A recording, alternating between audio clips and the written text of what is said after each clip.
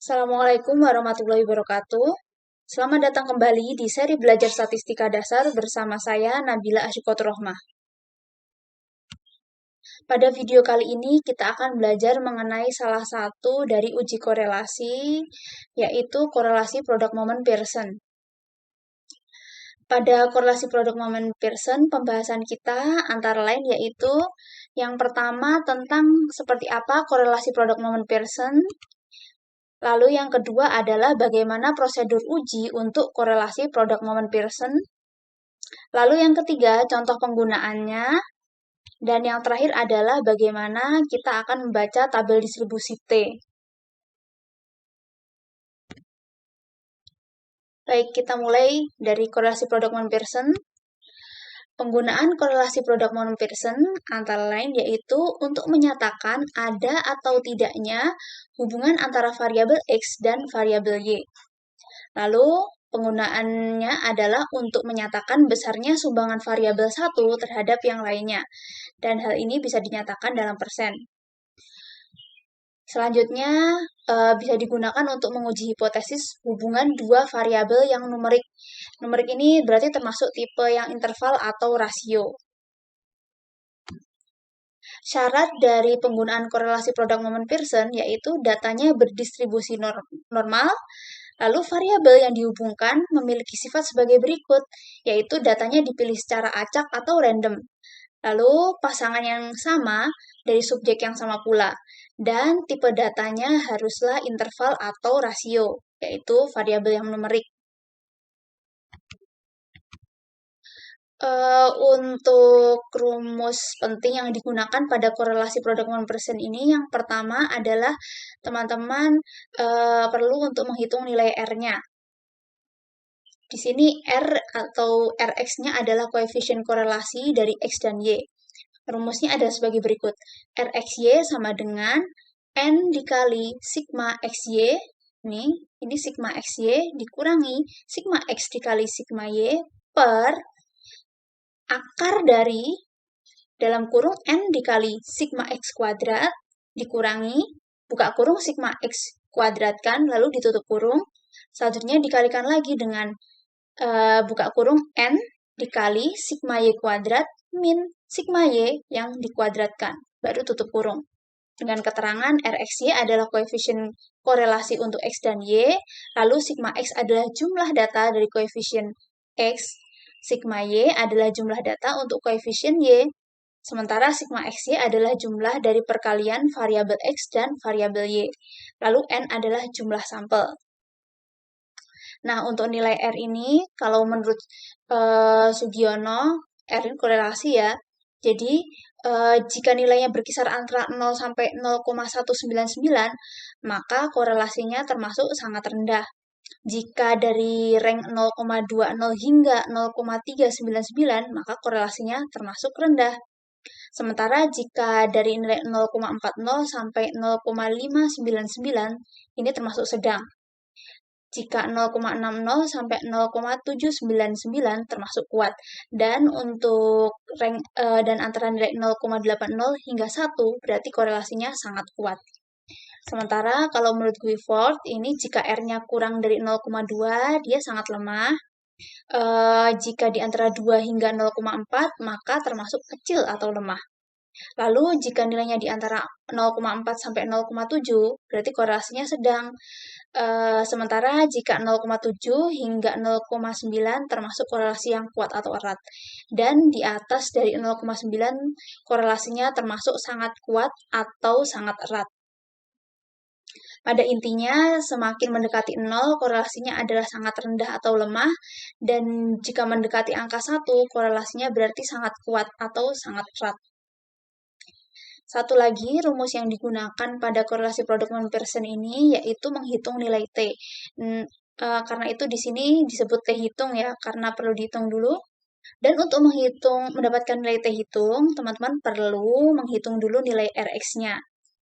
Dan rumus T hitung adalah Rxy dikalikan dengan akar dari N-2 dibagi akar 1 min Rxy kuadrat. Dengan N adalah jumlah sampel. Lalu bagaimana prosedur uji signifikansi untuk korelasi product comparison? Secara umum, bentuk dari prosedur ujinya adalah sebagai berikut. Yang pertama, kita perlu melakukan rumusan hipotesis terlebih dahulu. Untuk rumusan hipotesisnya, H0 menyatakan tidak ada korelasi yang signifikan antara kedua variabel.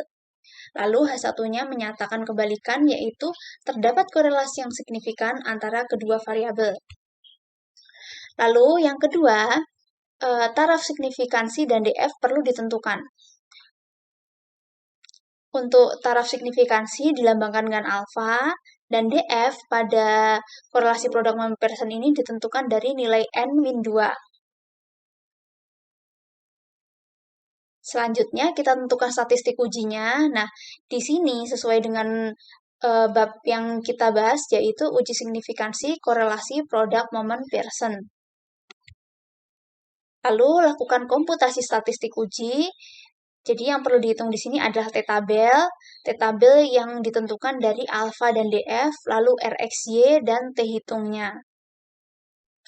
Selanjutnya, teman-teman perlu menentukan daerah kritis. Jadi, jika T-hitung itu kurang atau sama dengan T-tabel, maka H0-nya diterima. Dan jika lebih, kebalikannya ya, intinya tidak seperti yang atas tadi, maka H0-nya harus ditolak. Dan lalu kita jika sudah melakukan perhitungan dan melihat daerah kritis, maka kita bisa menentukan apakah H0 diterima atau ditolak, dan ini akan menjadi keputusan. Nah, dari keputusan ini, kita bisa mengambil kesimpulan apa yang harus keputusan apakah menerima atau menolak H0 dan bagaimana bunyi keputusannya, bunyi kesimpulannya. Baik, kita ke contoh terlebih dahulu ya. Untuk lebih memudahkan seperti apa visualisasi cara mengerjakannya. Di sini ada sebuah contoh. Sebuah penelitian ingin mengetahui hubungan dari nilai matematika dan nilai fisika yang diperoleh siswa di sebuah SMA. Pada penelitian ini diambil sampel 10 siswa kelas 11. Berikut datanya. Jadi ada 10 sampel. Dan ini sampelnya ini tiap 10 sampel siswa dan setiap siswa itu memiliki pasangan nilai matematika dan nilai fisika. Ada 10, nah lengkap ya. Ini semuanya berpasangan. Jadi pasangan nilai yang sama ada di sini dan ini sama-sama numerik sehingga kita bisa menggunakan korelasi product moment Pearson untuk mengetahui hubungan dari apakah ada hubungan dari nilai matematika dan nilai fisika yang diperoleh oleh siswa. Nah, di sini kita bisa mengerjakan dengan tabel kerja ya, untuk memudahkan. Karena rumus RxY adalah N dikali sigma XY min sigma X kali sigma Y, kemudian ada sigma X kuadrat, kemudian ini sigma X, sigma Y kuadrat, dan sigma Y. Jadi, di sini yang kita perlukan tabelnya adalah yang pertama ini, ini nomornya ya, cukup. Nah, X dan Y yang ada di awal tadi, nilainya masing-masing, kemudian kita perlu X kuadrat. Nah, di sini X kuadrat. Sigma X kuadrat kita dapatkan dari sini, lalu yang perlu lagi adalah Y kuadrat, maka kita hitung Y kuadrat, lalu nanti dijumlahkan. Terus untuk tabel yang terakhir yang diperlukan adalah sigma XY yang sebelah ini. Jadi teman-teman hitung dulu. Jadi yang perlu dihitung adalah sigma X kuadrat, sigma Y kuadrat, dan sigma XY. Sehingga kita dapatkan sigma X-nya 65, sigma Y-nya 63, terus yang ini 426, yang ini 410,52, yang ini 417,3. Nah, teman-teman bisa menggunakan Excel untuk memudahkan perhitungan ini. Selanjutnya kita hitung RxY-nya. Nah, sesuai dengan nilai-nilai yang sudah kita masukkan di sini, kita bisa menghitung dan kita dapatkan, oke, ini saya langsung sebutkan ya, daerah perhitungan akhirnya.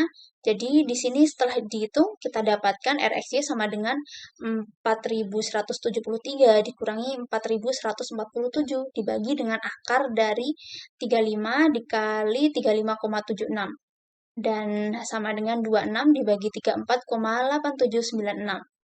Lalu hasil akhirnya adalah 0,74541426. Jika sudah mendapatkan RxY, kita lanjutkan menghitung nilai T. T hitungnya karena perlu RxY dikali N-1 per akar dari 1 min RxY kuadrat. Oke, kita masukkan di sini, ini, kemudian ini, karena N-nya 10, berarti ini 10 min 2, jadinya 8. Terus ini 1 min hasil kuadrat dari RxY. Hasil terakhir kita dapatkan ini 3,16286256. Dan ini mendekati 3,1629. Dan ini dibulatkan. Baik, setelah mendapatkan tabel kerja, kita ke interpretasi hasilnya. Oke, yang pertama kita akan tentukan H0 dan A1. Di sini H0 menyatakan bahwa tidak ada korelasi yang signifikan antara nilai matematika dan nilai fisika. Kebalikannya, H1 menyatakan bahwa terdapat korelasi yang signifikan antara nilai matematika dan nilai fisika. Kemudian di sini saya menggunakan taraf nyata alfa adalah 5% atau 0,05 dan DF sesuai dengan soal yaitu 10 dikurangi 2 sama dengan 8. Dan kita akan menggunakan korelasi produk moment Pearson. Selanjutnya, nah ini yang perlu teman-teman hitung adalah T tabel, kemudian RxY dan T hitung. Untuk RxY dan T hitung sudah kita hitung di depan. Caranya T tabel, kita perlu melihat tabelnya. Nanti setelah slide bagian ini, kita coba bagaimana cara membaca T tabel. Lalu yang kelima, kita tentukan akan menerima atau menolak H0 berdasarkan wilayah kritisnya. Dan yang keenam, kita tentukan keputusan. Berdasarkan hasil perhitungan, karena 3,1629 itu lebih dari 1,85955, alias T hitung itu lebih besar daripada T tabel, otomatis yang akan kita lakukan adalah menolak H0. Kesimpulannya, terdapat korelasi yang cukup signifikan antara nilai matematika dan nilai fisika. Ini berarti seseorang yang memiliki nilai matematika yang bagus mempunyai kecenderungan untuk memiliki nilai fisika yang bagus pula. Jadi seperti itu kesimpulannya. Oke, terakhir dari saya ini bagaimana cara membaca tabel distribusi T. Nah, tabel ini saya ambil hingga DF-nya 14 saja. Dan ini teman-teman bisa lihat, ini alfanya. Ini ada yang untuk atas, ada yang bawah. Nah, teman-teman, kita lihat dulu, karena tadi di soal itu adalah DF-nya adalah 10 dikurangi 2, maka ini 8. Dan karena tadi alfanya adalah 0,05, dan ini kan ada 2 angka ya. Nah, teman-teman ambil yang atas, karena ini untuk yang 2 arah. Jadi, teman-teman ambil angka yang atas untuk korelasi produk moment Pearson. Sehingga di sini kita bisa mendapatkan T tabelnya adalah 1,855955.